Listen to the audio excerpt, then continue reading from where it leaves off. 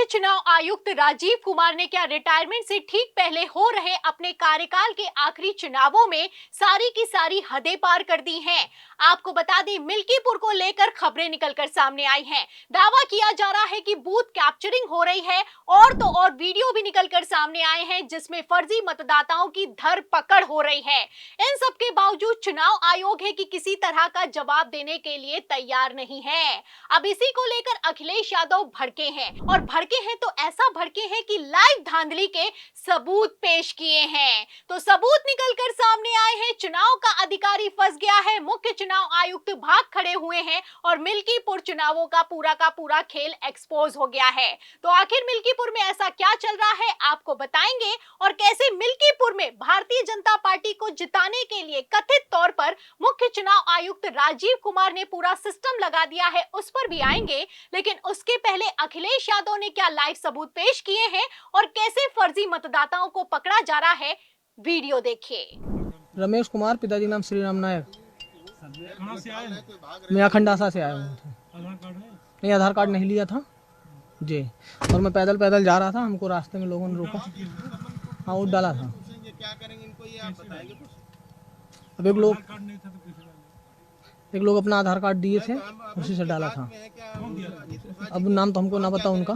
तो सुना आपने कि किस तरीके से फर्जी मतदाता को पकड़ा गया है और उसने लाइव कैमरे पर खुद कबूल किया है कि उसने बिना आधार कार्ड के ही वोट डाल दिया है।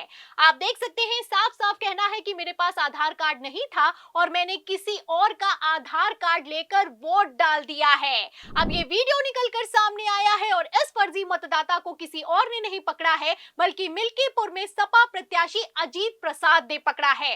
फिलहाल कई तरह के वीडियो निकलकर सामने आ रहे हैं। अब इन्हीं वीडियो को लेकर अखिलेश यादव भड़के हैं। आप देख सकते हैं, वीडियो को शेयर किया है और शेयर करते हुए चुनाव आयोग को खुली चुनौती दी है। अखिलेश यादव लिखते हैं कि मिल्कीपुर उपचुनाव में रायपट्टी अमीनागंज में फर्जी वोट डालने की बात अपने मुंह से कहने वाले से साफ कर दिया है कि भाजपा सरकार में अधिकारी किस तरह से धांधली में लिप्त हैं। निर्वाचन आयोग को कोई और सबूत चाहिए क्या?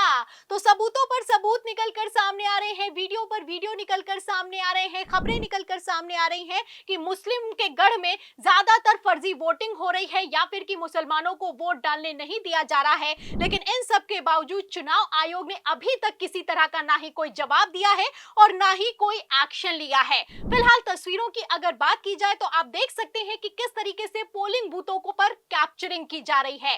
साफ दिखाई दे रहा है कि भगवा झंडा लहराया गया है, भगवा पटका डाला गया है, भारतीय जनता पार्टी की टोपी लगाई गई है और ये हाल हो चुका है पोलिंग बूथ पर। अब पोलिंग बूथ का ऐसा नजारा है तो बिना आधार के कार्ड के वोट डालना कोई बड़ी बात नहीं है।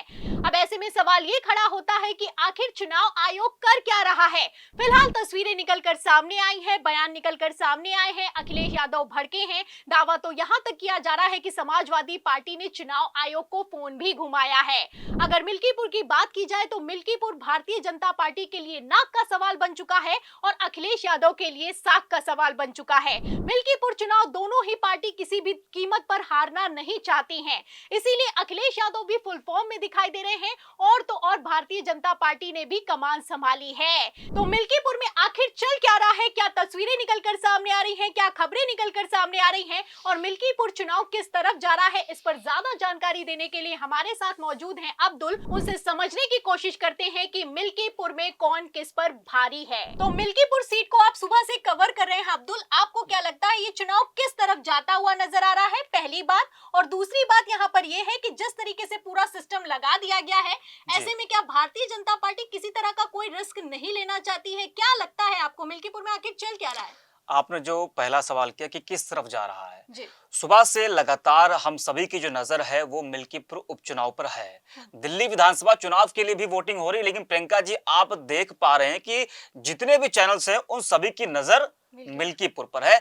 अब मिल्कीपुर का जो विधानसभा उपचुनाव है वो कितना महत्वपूर्ण है, इससे आप अंदाजा लगा सकते हैं। किस ओर जा रहा है ये आपने पूछा, तो सुबह से लगातार जिस तरह से जो खबरें निकलकर वहां से सामने आ रही हैं, तो उससे तो लग रहा है कि जो मिल्कीपुर की जनता है वो एक बार फिर अवधेश प्रसाद के बेटे अजीत प्रसाद को वहां पर चुनने जा रही है। उसके पीछे की वजह आपको बता दें, क्योंकि जिस तरह से जो मतदान हो रहा है, निष्पक्ष तरीके से चुनाव होना चाहिए था, लेकिन चुनाव आयोग पर टिप्पणी तो नहीं करनी चाहिए चाहिए, लेकिन जब ऐसी खबर निकल कर आती है सामने कि अंबेडकर नगर का युवक मिल्कीपुर आ रहा है वोट डालने के लिए, तब सवाल जरूर खड़ा होता है। और तब सवाल खड़ा होता है जब एक व्यक्ति, बीजेपी का एक कार्यकर्ता जब एक नहीं 6-6 बार वोट डाले, तो चुनाव आयोग पर जरूर सवाल खड़ा होता है, प्रशासन पर जरूर सवाल खड़ा होता है। लोकतंत्र में हम सभी भारतीयों को, एक नागरिक को एक वोट डालने का अधिकार है, लेकिन मिल्कीपुर में हुआ क्या? अखिलेश यादव ने जो वीडियो शेयर किया है उसमें एक साफ साफ लिख दिया अखिलेश यादव ने कि और भी सबूत चाहिए क्या? कई सबूत निकलते इससे बड़ा प्रियंका जी, चुनाव आयोग को सबूत क्या चाहिए?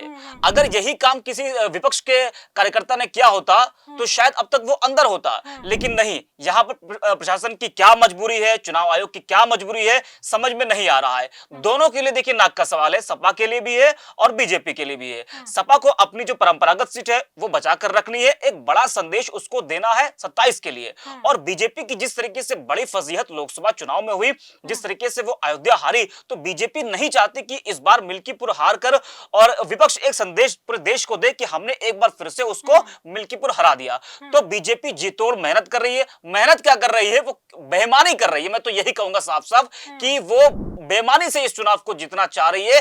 6-6 मंत्री, खुद योगी जी ने 7-7, 8-8 बार वहां पर सभाएं की, और आज से नहीं 3-3, 4-4 महीने से उनके जो मंत्री वहां पर वो लगे थे। तो जो खबर निकलकर सामने आ रही है सुबह से लगातार, उसको देखकर तो वहां पर यही कहा जा सकता है कि बीजेपी इस बार बेईमानी करके ये सीट सपा के हाथ से वो छीनना चाह रही है। और जो जाति समीकरण की जो आपने बात की, तो जाति समीकरण क्या है, जो हमारे दर्शक हैं उनको ये भी बता दें।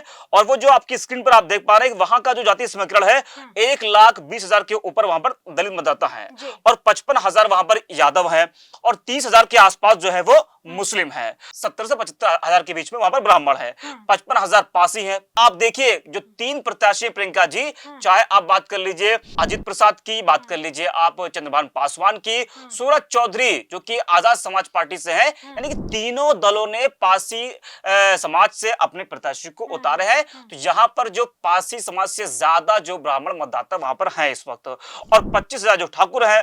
तो अगर जाति समीकरण की बात करें तो एक मुश्त जो है वो मुस्लिम मतदाता जो है वो सपा की तरफ जाता दिख रहा है, मुस्लिम जाता दिख रहा है, यादव जाता हाँ, दिख रहा है। बिल्कुल। और अगर बात की जाए तो ब्राह्मणों में भी बंटवारा दिखाई दे रहा है। और अयोध्या में तो आप जानते हैं कैसे ये लोग हार गए थे। बिल्कुल। और आपने बिल्कुल सही कहा अब्दुल, ये मिल्कीपुर में जो चुनाव है ये पासी वर्सेस पासी के बीच में हो गया है। और ये जो जंग है, इस जंग को किसी भी कीमत पर भारतीय जनता पार्टी हारना नहीं चाहती है। ये लोग घोसी हार गए थे, लेकिन मिल्कीपुर में इनके लिए बिल्कुल नाक का सवाल बन चुका है। जैसा कि आपका कहना है, इस नाक को बीजेपी कटने नहीं देगी। अब ऐसे में क्या होगा क्या नहीं होगा ये तो कुछ ही देर में साफ हो जाएगा। लेकिन फिलहाल जो तस्वीर निकलकर सामने आ रही है, जैसे चुनाव आयोग काम कर रहा है, ये काफी शर्मनाक है। तो मिल्कीपुर चुनाव भारतीय जनता पार्टी के लिए नाक का सवाल बन चुका है। आप देख सकते हैं कि कैसे भारतीय जनता पार्टी ने अपनी नाक बचाने के लिए पूरी ताकत लगा दी है, पूरा सिस्टम लगा दिया है।